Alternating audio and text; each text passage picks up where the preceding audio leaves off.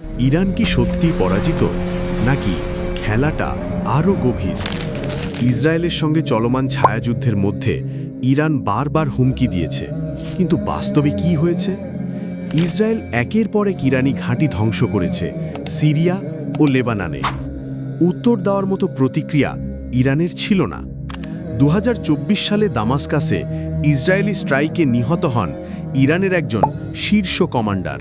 তবুও ইরান চুপ। ইসরায়েলের প্রতিরক্ষা ব্যয় বছরে $24 বিলিয়ন।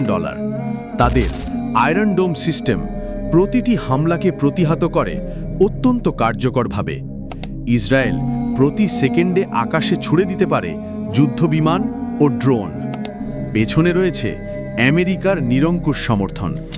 জর্ডান, একসময় ফিলিস্তিনের পাশে দাঁড়ানো দেশ, আজ ইসরায়েলের জন্য আকাশ খুলে দিয়েছে। 2023 সালে গাজায় ইসরায়েলি ফাইটার জেটগুলো জর্ডানের আকাশ ব্যবহার করেই হামলা চালিয়েছে। মুসলিম বিশ্ব জানে, কিন্তু চুপ। ইরান হোক বা জর্ডান, যদি মুসলিমরা সত্যিকারের ঐক্য না গড়ে, তাহলে ইসরায়েলের বিরুদ্ধে জেতা কল্পনা ছাড়া কিছু নয়। তুমি কি প্রস্তুত সত্য বলার জন্য, প্রতিবাদ করার জন্য? একটি লাইক, একটি শেয়ার হয়তো বদলে দিতে পারে হাজারো মানুষের চিন্তা।